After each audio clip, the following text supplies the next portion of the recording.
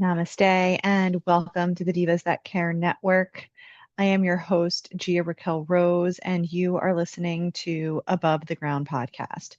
If this is your first time tuning in, our network is going into its 15th year and is listened to in over 30 countries. I would like to personally thank you for giving me the gift of your time. It is always my honor to hold space with you. And as we continue to talk about our sequence of balance and restoring balance, highlighting where we may feel out of balance, and just trying to kind of stay mindful, right? Always being mindful. We're going to bring this idea over to our nutrition. And, the main thing that I want to kind of disclaimer before I get into this is I'm going to be slightly critical of a very specific diet, which I did try and I did have some success with. But because this entire sequence is dedicated to balance, I will probably come under some scrutiny for having an opinion about this particular potential diet. And I think I've mentioned it in the past, but essentially, when we consider what we put into our bodies, right, the old adage, you are what you eat, um, being very mindful of our choices is the first decision. And I've said that in almost every single nutrition episode that I've talked about.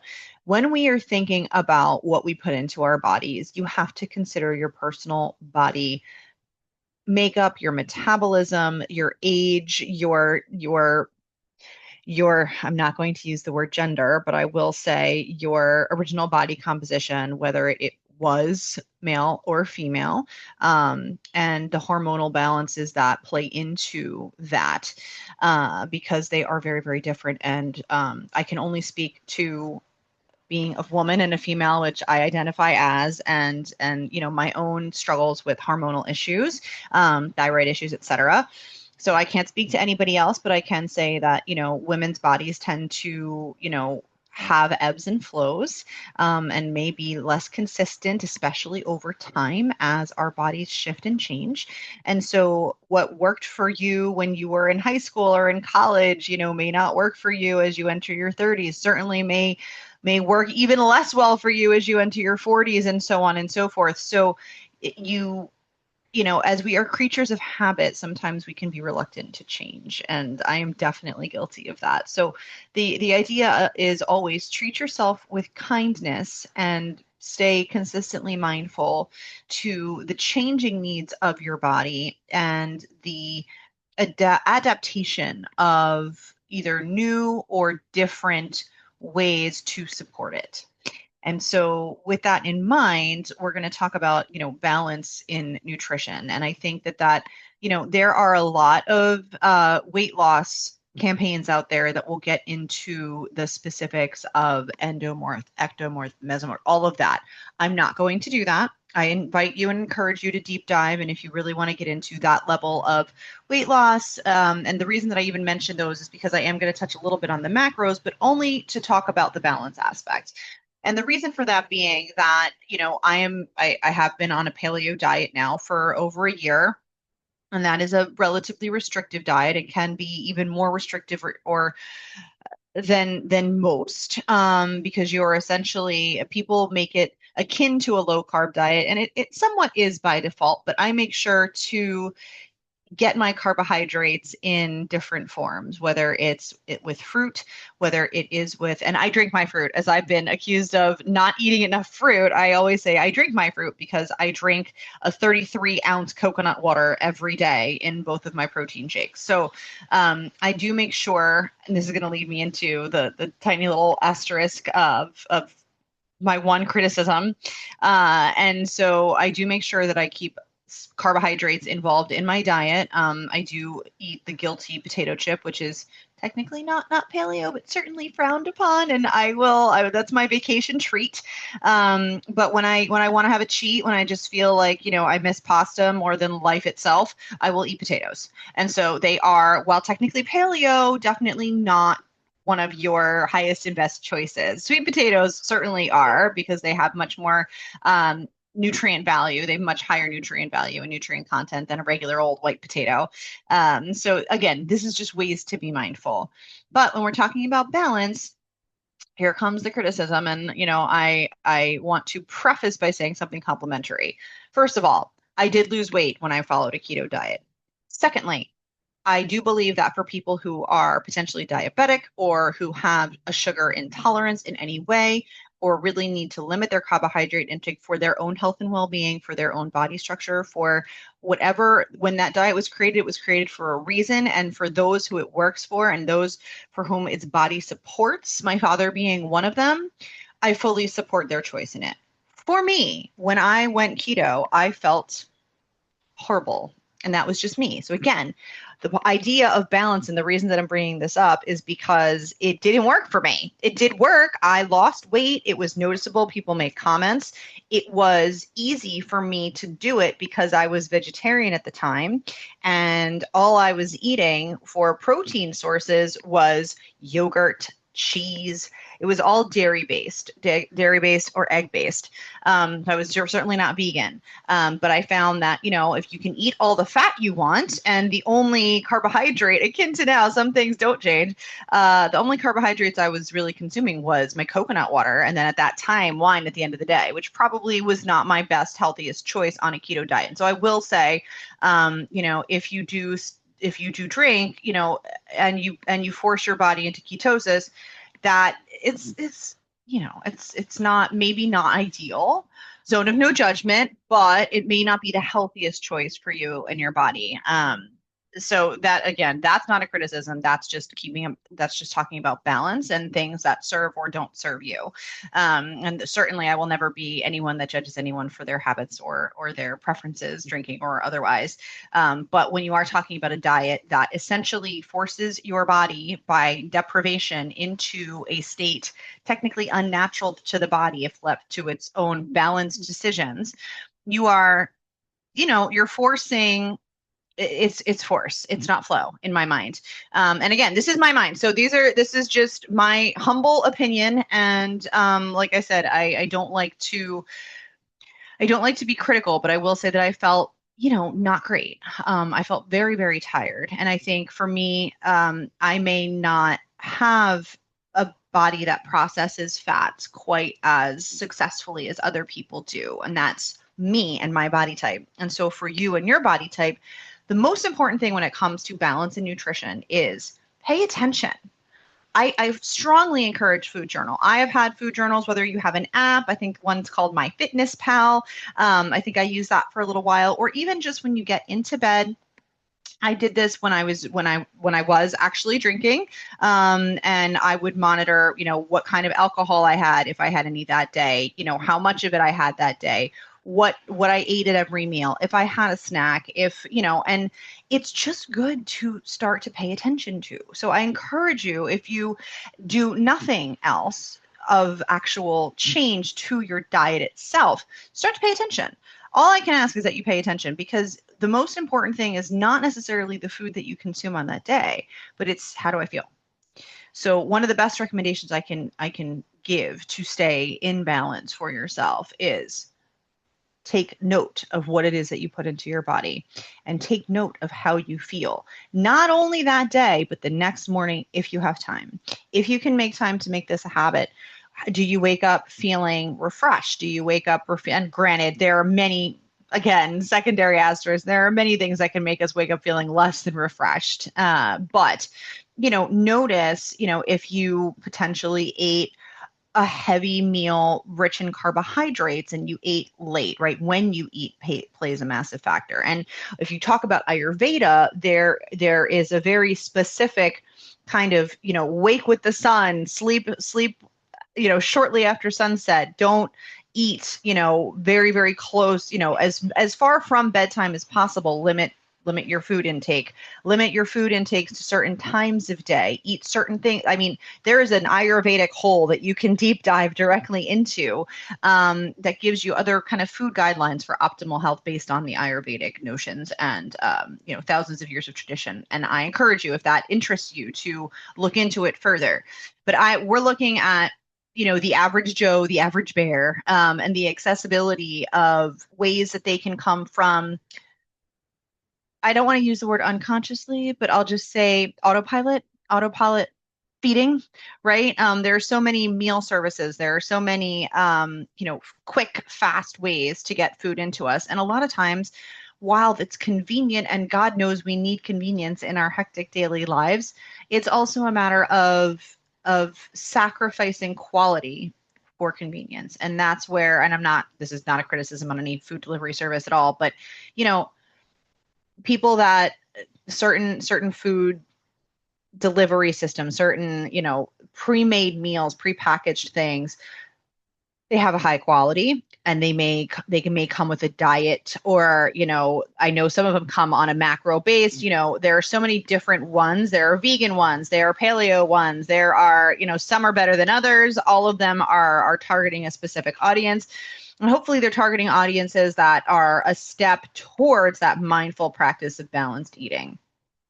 But the main thing and the main goal that I want to leave everybody with regard to balance and food is not only portion control, because I will say that I am definitely guilty with the way that I eat on a daily basis. I generally have two protein shakes. Like if you remember those old school Slim Fast commercials, one for breakfast, one for lunch, and a sensible dinner. That's me. I have my protein shakes for breakfast. I have another one for lunch, and then I generally eat one meal a day, and I have my tea and dark chocolate, closer at like for dessert and after that meal and before bedtime. So I have a very, specific routine that I really thoroughly enjoy, and God save me if you try to take my dark chocolate from me. Oh, God save you, I should say, if you try to get between me and my dark chocolate. But again, it's about balance, and that is my sweet treat. That is the thing that I enjoy and then I allow for, and that technically fits paleo because it is a seed, even though it is called, um, you know, chocolate cacao in itself. While it's called a cocoa bean, it is actually technically a seed, and so it is not a legume, and so you can technically eat it if you follow a paleo diet. So all of that being said, there are so many limitations and restrictions. There are so many different diets. There are so many different choices out there. And all that I care about is that you find one that serves you, that makes you feel good, that maybe helps you to look good if that's important to you, that helps you to give energy to your body, that helps you to create long-term health and well-being for your mental, physical, and emotional health. And that's why food is so important, because if you live in a state of sacrifice where you're unhappy, and, I've had so many people say to me, well, do you feel better? And I will have to say to them, the answer is no, I still suffer from exhaustion. And I'm not going to blame that on my diet. I'm going to blame that on my thyroid issue and trying to get that under control. I believe that is definitely the culprit. But everyone's like, well, then why are you still on this diet? Why don't you just eat the pasta? Because I know that on this diet, have I lost some weight? I have lost some weight. Have I lost the weight that I want to lose? No, but that's because I still have my potato chips when I want them. And that's because that we're talking about our emotional health, and we're talking about our mental health. And we're saying, okay, well, I've given up many, many different things, and I'm not upset about it. I look forward to my protein shake. I love having, I don't, the only thing that bothers me is the fact that I do eat much more meat than I wish. I wish I could be vegetarian and paleo, but those two things are very, very hard to come into balance. So unless I go the whole food plant-based route, which I have considered, and if I ever do, I will definitely keep everyone posted. But unless you go that route, which reintroduces the carbohydrates on the whole grains, I should say, because not carbohydrates, but the grains. I have seen some autoimmune paleo diets that do incorporate some grains. So, there are there are rules that are steadfast, and there are rules that, again, you kind of play with due to your own body's needs, wants, and ability to react to these things. I feel as though my body has done relatively well on this diet, and my fear is that if I reintroduce carbohydrates, like the last time I did after I was on a paleo diet, I did tend to balloon up. And I don't even mean necessarily weight wise, but literally like bloating wise. And so again, female hormones do play a role in this, and for sure, everybody's different, and it changes. So in this moment, I am content with the diet that I've chosen to support my body based on the fact that it allows for these little cheats of potato chips in my daily fixation of dark chocolate. And one of going back to the criticism of the keto diet, it is based on the principle of utilizing fat and the stores of fat in the body for energy as opposed to carbs. And as such, the carbohydrates are severely restricted to a very specific ratio to create that particular mechanism in the body to fire into ketosis, burn the fat, and eliminate the carbohydrates. But it's essentially an act of starvation in its own kind of way. And so, again, unless you need it for medical reasons, while it can be very successful, and if you feel good on it, that's great. I've had criticism of people who call the paleo diet a high protein diet, and high protein diets can can negatively affect the kidneys, right? That's been something that people, will definitely bring up and talk about.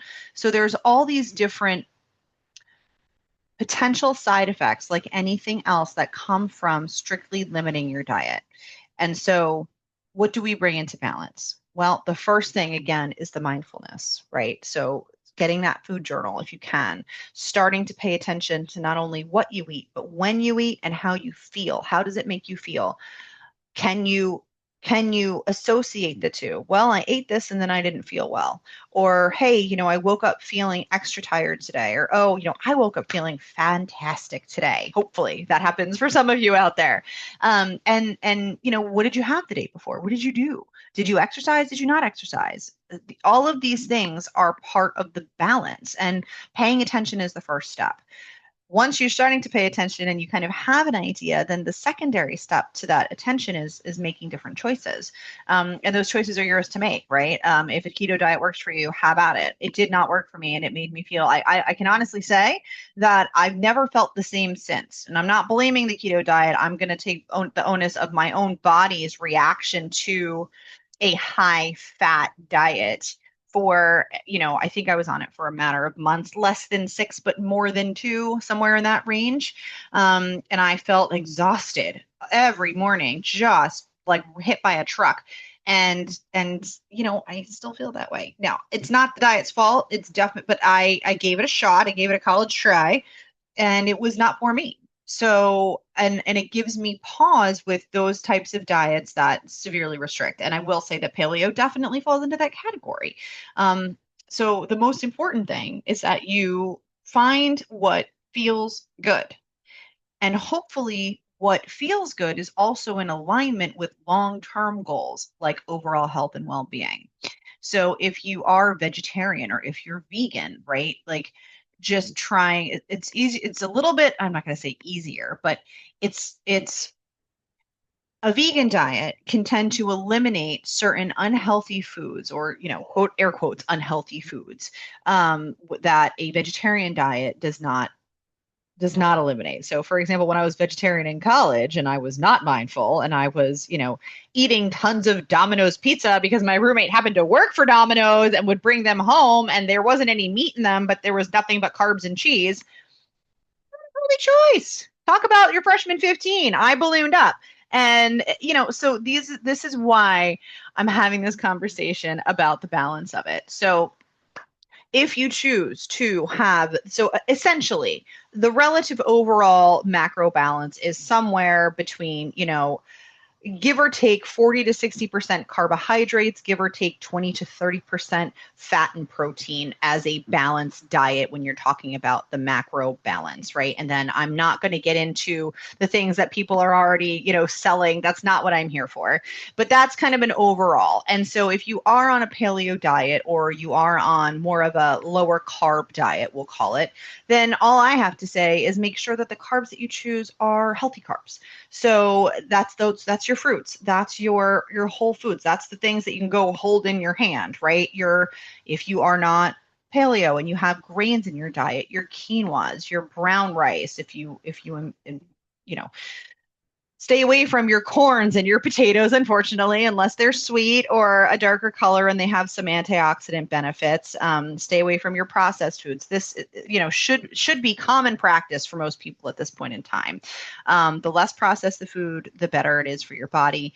If you have allergies, obviously be mindful of those. But we're talking about choosing carbohydrates to support the body in a way that's not only easy for the body to process, but in a way that's going to support the overall, longevity. For example, I will use my friend the tomato as a half Italian female from New Jersey. The tomato is, a staple in an Italian diet and a New Jersey diet, I will say.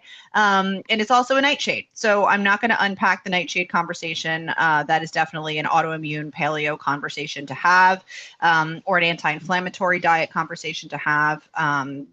Overview: potatoes, hello, there they are again, tomatoes, eggplants, peppers, are all technically nightshades, and I think there are a couple more, but essentially nightshades are plants that are notorious for creating inflammation in the body. So if you are on an anti-inflammatory diet, maybe not paleo, but anti-inflammatory, the goal is to eliminate all those.